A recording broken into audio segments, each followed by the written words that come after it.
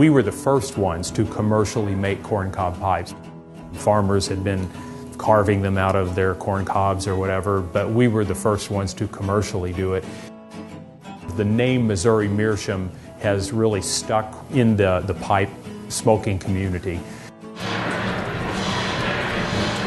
Right now we have 35 employees, and back in its heyday, back in I'd say the 1930s, 40s, and 50s, when pipe smoking was a lot more prevalent, we had 125 employees.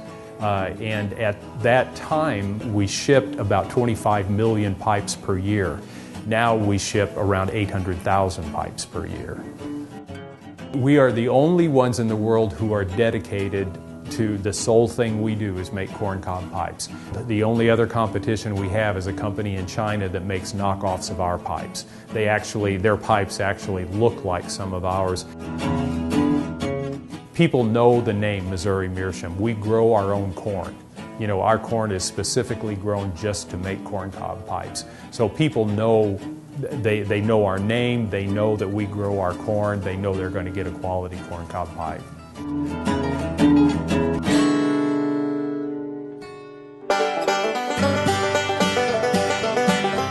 So the process really starts, every spring whenever we, plant our new corn crop. We'll harvest in sometime in October usually. Since we want the cob and all, we can't use modern harvesting methods. We have to use old corn pickers that pick the cob and all.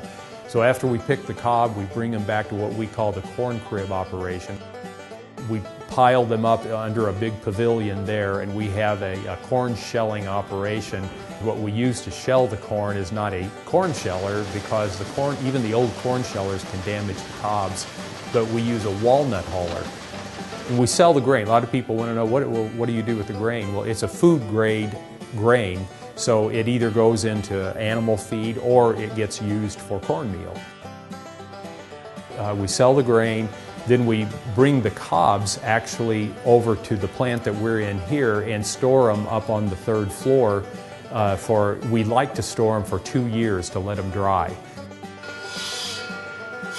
Once we think that they're dry enough, they come down in chutes to a little gang saw that they put them in, and it saws the cob into sections.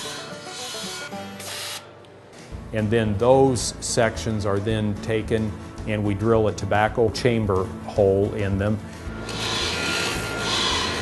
And then they'll get put on a spindle for the cob to be shaped into the pipe bowl. Once the bowls are shaped, then we coat them with plaster of Paris.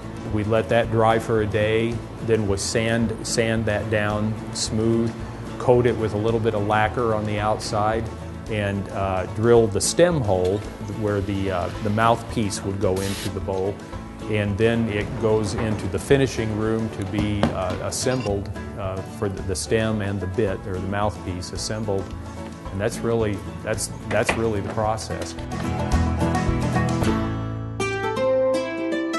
So we've stayed relevant because there's this pipe smoking community that has continued to exist.